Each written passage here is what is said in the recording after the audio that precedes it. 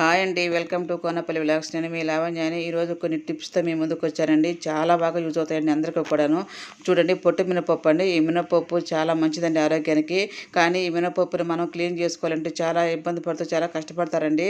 ఒకప్పుడైతే మేము బకెట్ నీళ్ళతో క్లీన్ చేసుకునే వాళ్ళం అండి, నా పెళ్లి కాకముందు అయితేనో. ఇప్పుడైతే చాలా సింపుల్గా మనం మినపప్పు నానబెట్టుకోవడానికి ఎన్ని వాటర్ పోసుకుంటామో అదే వాటర్తో పప్పు అంతా కూడా మనం క్లీన్ చేసుకోవచ్చండి. అది ఎలా చేసుకోవాలో ఏంటో నేను ఇప్పుడు చూపిస్తాను. చూడండి, ఇదైతే 4 గంటల సేపు నేను పప్పు నానబెట్టుకున్నానండి. ఆ తర్వాత అండి ఒక గిన్నె తీసుకోవాలి. ఆ గిన్నెలో ఒక స్టెయినర్ పెట్టుకోవాలండి. ఆ తర్వాత మినపప్పు ఒకసేపు అట్లా మనం బాగా నలిపినట్టుగా కలుపుకొని తర్వాత అట్లా కదిలిస్తూ కానీ మన దాంట్లో పోసామనుకోండి, చక్కగా పొట్టంతా కూడా అందులో అయితే పడిపోతుందండి. తర్వాత మళ్ళీ ఆ స్టెయినర్ తీసి పక్కన పెట్టుకొని మళ్ళీ అదే వాటర్ మళ్ళీ దాంట్లో పోసుకొని మళ్ళీ కలుపుకొని ఒకసారి అట్లా కలిపేసి మళ్ళీ మనం ఉంచుకోవాలండి. అదేవిధంగా ఒక 4-5 సార్లు కానీ చేసామనుకోండి, పొట్టు మొత్తం కూడా అందులోకి వచ్చేస్తుంది అనమాట. నాకైతే అది పొట్టు చాలా బలం అండి. నేనైతే 50% అట్లాగా ఉంచుకుంటాను. కానీ మీకు చూపిద్దామనేసి ఒక 20% ఉంచేసి కొరదంతా కూడా మీకు క్లీన్ చేసి చూపిస్తున్నానండి. చూస్తున్నారు కదండి ఎంత చక్కగా అయితే వచ్చిందండి. మీరు ఈ వీడియో చూసిన తర్వాత ఎంత ఈజీగా క్లీన్ చేసుకోవచ్చా అని చెప్పని తెలుసుకున్న తర్వాత మీరు తప్పకుండా ఈ పొట్టు మినపప్పును అయితే వాడుకోండి. ఆరోగ్యానికి చాలా మంచిదండి. ఈ పుట్ట మినపప్పులోనండి మన బాడీకి కావాల్సినటువంటి ఎన్నో రకాల పోషకాలు, విటమిన్స్, ఐరన్స్, కాల్షియము, పీచు పదార్థం అన్నీ కూడా ఇందులో ఉన్నాయండి. కాస్ట్ కూడా అండి మామూలు మినపప్పు కన్నా కూడా ఈ మినపప్పు రేటు కూడా 20 రూపీస్ దాకా తక్కువ ఉందండి. ఇంత ఆరోగ్యకరమైనటువంటి ఇలాంటి మినపప్పుని అందరూ కూడా వాడుకోండి. ఇప్పుడు ఎంత చక్కగా అయితే వచ్చేస్తుందండి. ఇదంతా కూడా మనం వాష్ చేసుకొని శుభ్రంగా పొట్టు అంతా పోయిన తర్వాత అండి మళ్ళీ ఒక 2-3 టైమ్స్ మంచి నార్మల్ వాటర్తో అయితే మనం క్లీన్ చేసుకోవాలండి. చూస్తున్నాం కదండి ఎంత చక్కగా ఆ పొట్టు పప్పు సపరేట్ అవుతుందను. అదే వాటర్తో నేను ఇంకా నీళ్ళు పోయకుండానే చూడండి, పప్పు అయితే ఎంత చక్కగా అయితే వచ్చేసిందండి. తప్పకుండా మీరు కూడా ఇది ట్రై చేయండి. ఈ కడిగేసిన పొట్టు వాటర్ ఇవి కూడా చెట్లకు కనిపోసుకుని చెట్లు చాలా మంచిగా అయితే వస్తాయండి. ఇప్పుడు సెకండ్ టిప్ చూద్దామండి. ఇప్పట్లో ఉన్న బిజీ లైఫ్లోనండి పిల్లల్ని స్కూల్లో పంపిస్తా, భర్తను ఆఫీస్కి పంపిస్తా, తను జాబ్ చేసుకుంటూ ఇలాంటప్పుడు అండి మనకి ఈ టిప్ చాలా బాగా ఉపయోగపడుతుందండి.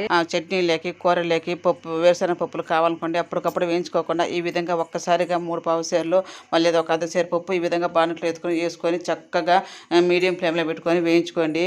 ఇది ఈజీగా పొట్టు కూడా ఎలా తీసుకోవాలో మేము చూపిస్తారండి. ఇప్పుడు బాగా వేగిన తర్వాత అండి మంట మటుకు హైలో పెట్టొద్దండి. చాలా మంట తక్కువతో పెడితే ఈవెన్గా మొత్తం బాగా చక్కగా ఎగుతాయి. తర్వాత ఒక తాంబూలం తీసుకొని ఆ తాంబూలంలో ఒక క్లాత్ అయితే పరుచుకోవాలండి. ఆ పరుచుకొని ఈ పప్పులు బాగా వేగిన తర్వాత అండి ఈ పప్పులన్నీ కూడా ఆ క్లాత్లో అయితే పోసుకోవాలండి.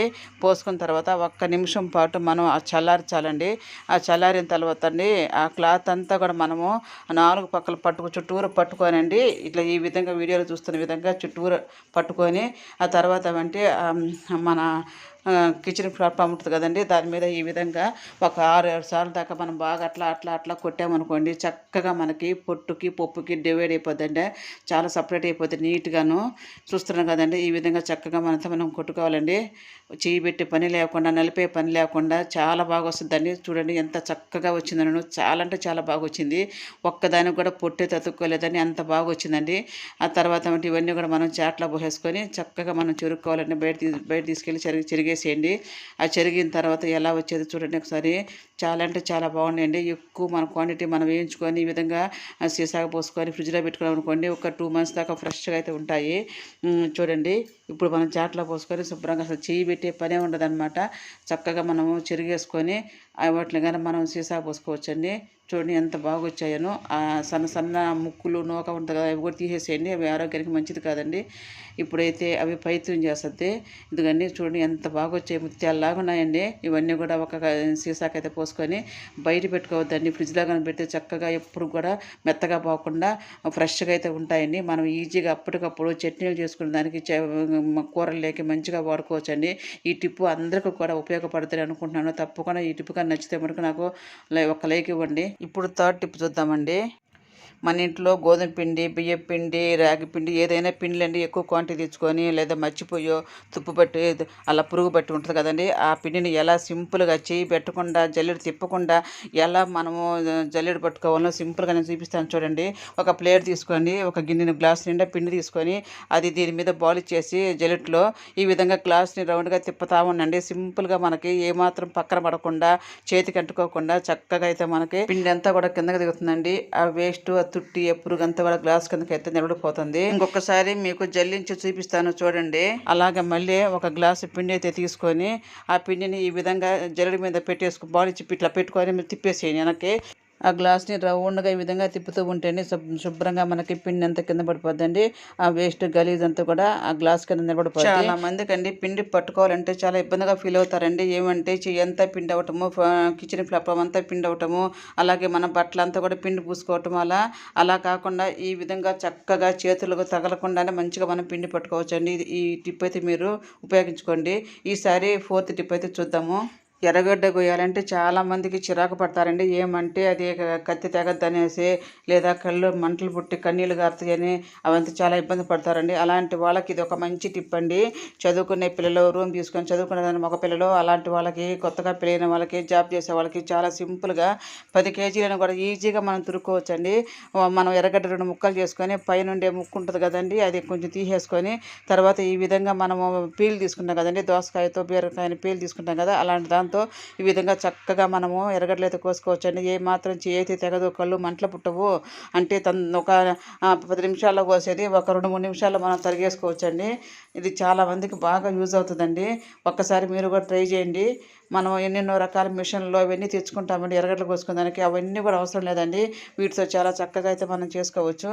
మనం పకోడీ చేసుకోవాలనుకోండి చాలా టైం పట్టుద్దండి. పకోడీకి ఎక్కువ ఎర్రగడ్డలు కొయ్యాలా, చాలా ప్రాసెస్ అని చెప్పి చాలామంది కొనుక్కుంటారు ఎక్కువగాను. పర్లేదండి, ఒక 5 నిమిషాల్లో మనము వడియాలు ఎంచుకున్నంత తొందరగా మనం పకోడీ చేసుకోవచ్చండి. ఈ విధంగా చక్కగా మనం దీంతో కటింగ్ చేసుకొని తర్వాత మనకు దాని తగ్గట్లు కొంత మసాలా వేసుకొని శనగపిండి వేసుకొని కలిపేసుకొని వడియాలు ఎంత ఫాస్ట్గా తీసుకుంటామో అంత ఫాస్ట్గా మనం పకోడీ చేసుకోవచ్చని ఈసారి మళ్ళీ వీడియోలో మీకు చూపిస్తాను ఎంత చక్కగా చేసుకోవచ్చు అనేది. ఇంతేనండి, ఈ వీడియో అందరికీ కూడా నచ్చుతుందండి. అందరూ కూడా ట్రై చేయండి. చాలా అంటే చాలా బాగుందండి. చాకుతో కత్తిపీటతో పని లేకుండా ఈజీగా చేసుకోవచ్చండి. ఈసారి 5th టిప్ చూద్దాము. మనకి సెల్ ఫోన్ ఉంటుంది కదండి, అది మన కిచెన్లో ఉన్నప్పుడు ఎక్కడంటే అక్కడ పెట్టేస్తామండి. మనం కిందంతా నెమ్ము తగిలి పాడైపోతూ ఉంటుందండి. అలా కాకుండా చక్కగా మంచి అయితే టిప్ అయితే చెప్తాను చూడండి. మనకి రబ్బర్ బ్యాండ్లు ఉంటాయి కదండి, ఆ రబ్బర్ బ్యాండ్లు అయితే ఒకటి తీసుకొని దాన్ని మనం పౌచ్ ఒకటి ఓపెన్ చేసేయండి. సగం కన్నా ఎక్కువగా పౌచ్ కిందకి ఈ రబ్బర్ బ్యాండ్ అయితే పెట్టేసేయండి. తర్వాత కథకని పెట్టేసేయండి. అప్పుడు మనకు అదొక హ్యాంగ్ లాగా యూజ్ అవుతుందండి. మనకి గోళ్ళకి సీల కొట్టుకునండి కిచెన్లో మనకి ప్లాస్టిక్ తగిలించుకునేవి ఉంటాయండి. దానికి డబుల్ టేప్ ఉంటుంది. ఒక టేప్ తీసేసి ఒక టేప్తో కథక్కన గోడకైతే మనం అతికిచ్చేసుకోవచ్చండి. అవి 6 వచ్చి 90 రూపాయలు, 4 వచ్చి 80 రూపాయలు అలా అమ్ముతారండి. ఇది చూస్తున్నారు కదండి, ఇది అలాంటి ఒకటి అతికిచ్చేసుకోండి. తర్వాత దానికి దీన్ని హ్యాంగ్ లాగా తగిలించుకోండి. ఇవి డీమార్ట్లో అమ్ముతారండి. చూస్తున్నారు కదండి ఎంత చక్కగా ఫోన్ అయితే మన ఇంటికి లేదాలమే హ్యాంగ్ చేసుకున్నాము. కిచెన్లో వంట చేసుకుంటూ పని చేసుకుంటూ కూడా సాంగ్స్ వినేవాళ్ళు చాలామంది ఉంటారండి. అలాగే కూరలు రాని వాళ్ళు కిచెన్లో ఫోన్ పెట్టుకొని ఇబ్బంది పడుతూ వంట చేసుకుంటారండి. ఫోన్లు యూట్యూబ్లో వంట చూసుకుంటూ కూడా చేసుకునే వాళ్ళు చాలామంది ఉన్నారండి. అలాంటి వాళ్ళకి ఇది బాగా ఉపయోగపడుతుందండి. మనం ఫోన్ ఇంకొక రూమ్లో పెట్టుకొని కిచెన్లో వంట చేసుకుంటూ ఉంటాము. మన వాళ్ళు ఎవరైనా ఫోన్ చేస్తే మనకి వినపడక ఇబ్బంది పడుతూ ఉంటామండి. అలాంటి పరిస్థితి రాకుండా చక్కగా మన కిచెన్ ఇలా హ్యాంగ్ తగిలించుకొని మంచిగా ఉపయోగించుకోండి. ఈసారి 6th టిప్ అయితే చూసేద్దాము. చూస్తాను కదండి ఈ స్విచ్ బోర్డు ఎలా ఉండేది. మేము వచ్చి 1.5 సంవత్సరం అయితే దానికి ముందు మేము వచ్చిన రోజు నుంచి ఇదే విధంగా మొక్కడు అప్పుడు కూడా ఇలాగే ఉందండి. మేము వచ్చిన కొత్తలు ఎంత క్లీన్ చేద్దామని ఎంత గీకినా కూడా నాకైతే రాలేదు. సరే సోపు నీళ్ళతో గీకదు అనుకుంటే షాక్ కొట్టుద్ది అనేసి నేను భయంతో నేనైతే గీకలేదండి, అలాగే వదిలేశాను. నాకైతే చాలా ఇబ్బంది అనిపించింది. అది చూసినప్పుడల్లా ఏంది ఎంత గలీజుగా ఉందా అని చెప్పని అనుకుంటూ ఉండేదాన్ని. ఆ తర్వాత ఏమంటే నేను కొన్ని వీడియోలు చూశానండి. అదే మామూలుగా మనం కోల్గేట్తో వెండి సామాన్లు రుద్దితే బాగా తెల్లగా వస్తాయి కదండి. సరే అవి తెల్లగా రాగా ఇది దీనికి తెల్లగా వస్తుందా రాదో చూద్దామనేసి నాకు ఒక ఐడియా వచ్చి నేను ఒక స్విచ్ బోర్డ్ని అయితే ఈ విధంగా అంతా రుద్దానండి. అబ్బా చాలా అంటే చాలా బాగా వచ్చిందండి. అట్టయితే ఇంకా అన్ని స్విచ్ బోర్డులు ఇదే విధంగా క్లీన్ చేద్దాం అనేసి నేను మీకు షేర్ చేద్దాం ఈ వీడియో అని చెప్పనేసి ఇంకొక స్విచ్ బోర్డు క్లీన్ చేసేటప్పుడు మీకు నేను వీడియో తీస్తున్నానండి. ఈ విధంగా మొత్తం కూడా కోల్గేట్ని అంతా కూడా పూసేసేయాలండి, పొడ లేకుండా. ఏమాత్రం షాక్ కొట్టదండి, భయపడాల్సిన అవసరం లేదండి. స్విచ్ బోర్డులు సందులు అంతా కూడా చక్కగా పూసేసి ఎక్కువ సంవత్సరాల నుంచి ఇట్లాగా మనం పేరుకుపోయిన మురికి కాబట్టి ఒక 2-3 నిమిషాల పాటు అలాగే ఉంచండి. తర్వాత ఒక టిష్యూ పేపర్ తీసుకొని ఈ విధంగా శుభ్రంగా క్లీన్ చేసుకోండి. ఇది ఎక్కువ రోజులు మురికి ఉన్నది కాబట్టి కొంచెం గట్టిగా రుద్దాలండి, లేకపోతే ఊరికినే పోతుంది. చూడండి ఈ విధంగా ఆ టిష్యూ పేపర్తో చక్కగా సందులు ఆ సైడు అంతా కూడా స్విచ్లు వేస్తూ ఆపుతూ లోపల పక్కల అంతా కూడా మనం క్లీన్ చేసుకోవచ్చండి. నిజంగా చాలా మిరాకిల్ అనుకోవచ్చు. ఇది మీకు లైవ్లోనే చూపిస్తున్నానండి. ఏమాత్రం వాటర్ అయితే అస్సలు తగలనివ్వకండి. ఈ విధంగా చక్కగా మనం స్విచ్ స్విచ్ బోర్డులు చూసుకోవచ్చండి. ఇదే కాదండి మనకి ఏసీ కానీ ఛార్జింగ్లు పెట్టుకుంటాం కదండి, ఆ ఛార్జింగ్లు కూడా చాలా మురికి పట్టుంటాయి. అవి కానీ ఇవన్నీ కూడా చక్కగా మనం క్లీన్ చేసుకోవచ్చండి. మీకు ఇప్పుడు చూపిస్తాను చూడండి, మొత్తం క్లీన్ చేసినాక ఎలా వచ్చిందో. దీనికన్నా ముందు నేను ఒకటి క్లీన్ చేశానని చెప్పాను కదండి, అది కూడా చూపిస్తానండి ఎంత బాగా వచ్చిందోనో. ఇప్పుడైతే ఎంత క్లీన్గా అయితే వచ్చింది కదండి, చూస్తున్నా కదండి ఇందాక ఎలా ఉండేది ఇప్పుడు ఎలా ఉండేదో. చాలా అంటే చాలా బాగా వచ్చిందండి. మీరు కూడా తప్పకుండా ట్రై చేయండి. ఈ చిట్కా అందరికీ ఉపయోగపడుతుందండి. ఎక్కువ మనకి స్విచ్ బోర్డులు మురికి పడుతూ ఉంటాయండి. ఇప్పుడు నేను అంతకుముందు క్లీన్ చేసిన స్విచ్ బోర్డు కూడా మీకు చూపిస్తాను చూడండి ఎంత బాగా వచ్చిందానో. ఇలాగే మా స్విచ్ బోర్డులన్నీ కూడా క్లీన్ చేసుకున్నానండి కోల్గేట్ టూత్పేస్ట్తో. దీనికి ఎక్స్పెరిమెంట్ డేట్ అయిపోయినా కూడా పర్లేదండి, మనం ఉపయోగించుకోవచ్చు, పడేయొద్దండి. చూడండి ఎంత బాగా వచ్చిందోనో. చాలా అంటే చాలా బాగా వచ్చింది కదా, నాకైతే అబ్బా చాలా బాగా నచ్చింది. చూడండి టిష్యూ పేపర్కి చూడండి ఎంత మురికి ఎట్లా వచ్చిందనో. నాకు 2 టిష్యూ పేపర్లు అయితే పట్టాయి. ఇంకా కూడా బాగా రుద్దితే ఇంకా రుద్దుకుంటే బాగా షైనింగ్ అయితే వస్తుందండి. చాలా అంటే చాలా బాగా వచ్చింది. తప్పకుండా మీరు కూడా ట్రై చేయండి. రెంట్ ఇల్లు కదా ఇది మనకి ఎందుకని చెప్పి అనుకోబాకండి. ఇక ఏ ఇల్లు కూడా మనం శుభ్రంగా ఉంటే మనకి మంచిది. చూడండి నేను అంతకుముందు అయితే ఇది ఇంకా దానికన్నా భయంకరంగా మురికి పట్టిండిందంటే అది కూడా చక్కగా అయితే వచ్చింది. చూస్తున్నాను కదండి ఎంత చక్కగా నీట్గా కొత్త బోర్డు లాగా వచ్చిందోనో. తప్పకుండా ఈ వీడియో అందరికీ కూడా నచ్చుతుంది అని నేను అనుకుంటున్నాను. ఇప్పుడు 7th టిప్ చూసేద్దామండి. మన ఇంట్లో అండి ఎప్పుడైనా సరే పిండిలు అండి, గోధుమ పిండి, బియ్యం పిండి, రాగి పిండి, ఏ పిండిలైనా సరే అండి ఎక్కువ క్వాంటిటీ తెచ్చుకున్నందువల్ల లేదా మర్చిపోయినందువల్ల ఏదో ఒక పొరపాటు వల్ల మనకి ఇలా ముక్కిపోయి పాడైపోయి పురుగు పట్టేసి ఉంటుంది కదండి. ఆ పిండిని మీరు పడేయొద్దండి, మళ్ళీ దాన్ని యూజ్ చేసుకోవచ్చు. అది ఎలా ఏంటి అనేది ఇప్పుడు చూసేద్దామండి. ఆ పిండిని ఒక్కసారి మీరు జల్లెడతో పట్టుకోండి, పట్టుకోకుండా ఉండండి మరీ తుప్పు కట్టిపోద్దండి. జల్లెడతో పట్టుకొని అది ఒక డబ్బాకి అయితే పోసి పెట్టుకోండి. మనం కిచెన్లో వంట చేసేటప్పుడు అండి స్టవ్ మీద కానీ కిచెన్ ప్లాట్ఫామ్ మీద కానీ ఫ్లోర్ మీద కానీ ఆయిల్ పడుతూ ఉంటుంది కదండి. ఆ ఆయిల్ మనం క్లీన్ చేయాలంటే చాలా కష్టపడతాము. అలా కష్టం లేకుండా ఈజీగా ఎలా చేయాలో మీకు చూపిస్తారండి. నేను కావాలని ఒక స్పూన్ ఆయిల్ అయితే ఆ ఫ్లోర్ మీద అయితే వేసానండి. దాన్ని పలుచగా స్ప్రెడ్ చేస్తున్నాను. అలా చేసి అట్లా మనకు ఆయిల్ పడ్డప్పుడు అండి దాన్ని ఎలా సింపుల్గా చేతికి అంటుకోకుండా ఎలా చేయాలో మనం మామూలుగా వాటర్ వేసుకొని సర్ఫ్ వేసుకొని సోప్ వేసుకొని రుద్ది క్లీన్ చేయాలంటే జాగ్రత్తదండి. టైల్స్ బండ మీద కానీ మనకి పోయేదానికి కూడా వాటర్ పోయేదానికి కూడా మనకి హోల్స్ ఉండదు. అలాంటప్పుడు మనము ఈ ముక్కుపోయిన పాడైపోయిన పిండి ఉంటుంది కదండి, పట్టి పెట్టుకునే పిండి, ఆ పిండిని ఒక 2 లేదా 3 స్పూన్లు అక్కడ మనం ఆయిల్ పడుతుంది కదండి, ఆ ఆయిల్ పడ్డ ప్లేస్లో అయితే మనము ఒక చల్లుకోవాలండి పలుచగా ఆయిల్ మీద. ఈ విధంగా మనం చల్లుకున్నట్లయితే మనకి ఆ ఆయిల్ అంతా కూడా అండి మనకి పిండి పీల్చేసుకుంటుందండి. ఒక 2 నిమిషాల పాటు అలా ఉంచేసేయండి. ఆ పిండిని అలా ఆయిల్ మీద అంతా పడేటట్టుగా చేతి అట్లా చెప్పేసి అనేసేయండి. మనకి ఒక 2-3 నిమిషాల పాటు అలాగే ఉంచేయండి. తర్వాత ఒక న్యూస్ పేపర్ తీసుకొని శుభ్రంగా ఒక పక్కకు తొడవండి. నేనైతే మీకు చేయి పెట్టి చూపిస్తున్నానండి. ఎంత చక్కగా వస్తుందంటే అసలు ఏమాత్రం జిడ్డు కానీ నెమ్ము కానీ తడి కానీ ఏమి ఉండదండి. అంత చక్కగా అయితే వస్తుంది. మీరు చేయి కూడా పెట్టని అవసరం లేదండి. ఓన్లీ న్యూస్ పేపర్తో శుభ్రంగా పక్కకు నెట్టేసి చాట్లోకి తీసుకోవచ్చండి.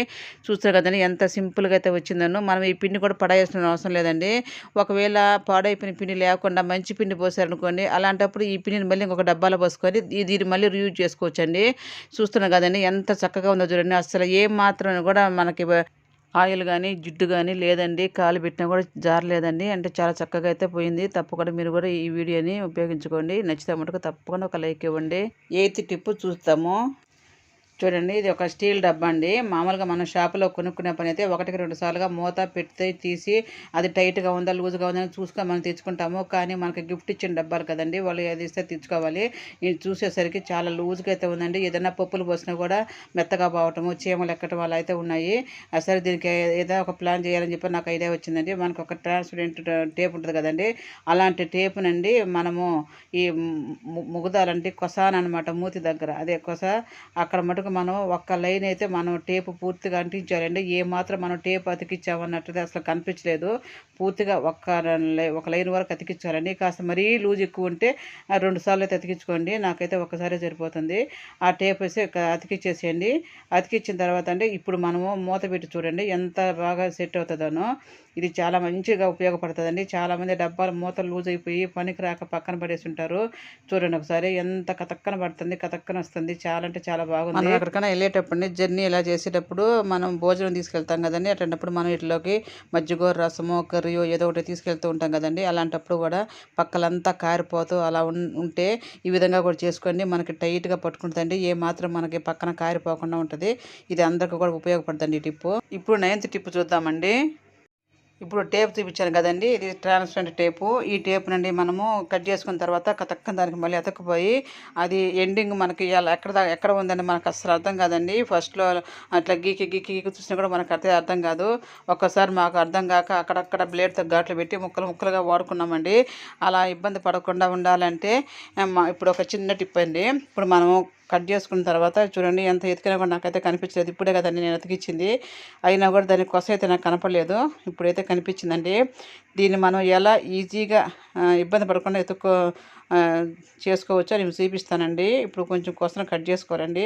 కట్ చేసిన తర్వాత ఒక చిన్న పుల్ల అయితే తీసుకోవాలండి. మామూలుగా మనకి కడ్డీ పుల్ల కానీ చీకటి పుల్ల కానీ ఆ పుల్ల తీసుకొని ఆ పుల్ల చిన్న సైజు చాలండి. ఆ టేప్ వెడల్పు అంతే సరిపోద్ది. అలా పెట్టుకొని ఒక చుట్టు చుట్టేసుకోండి. ఒక చుట్టు చుట్టేసుకొని తర్వాత అతికిచ్చేసేయండి. అంతేనండి. అతికిచ్చేస్తే మనకి ఎప్పుడు కావాల్సింటే అప్పుడు మనకి ఈజీగా మనం టేపు తీసుకోగలుగుతాము. అంతేనండి. చాలా బాగుంది కదండి ఈ టిప్పు. ఇది కూడా మీకు యూజ్ అవుతుంది అనుకుంటున్నాను. ఇన్ని టిప్పుల్లో మీకు ఏ టిప్పు నచ్చిందో నాకు తప్పకుండా కామెంట్ చేయండి. నచ్చితే ఒక లైక్ ఇవ్వండి. ఇటువంటి మంచి మంచి యూస్ఫుల్ వీడియోస్తో మీ ముందుంటాను. కొత్త వాళ్ళు ఎవరైనా మన ఛానల్ని ఫస్ట్ టైం చూస్తున్నట్టయితే సబ్స్క్రైబ్ చేసుకోవడం మాత్రం మర్చిపోవద్దండి. ఈసారి మంచి వీడియోతో మళ్ళీ కలుస్తాను. బాయ్ అండి.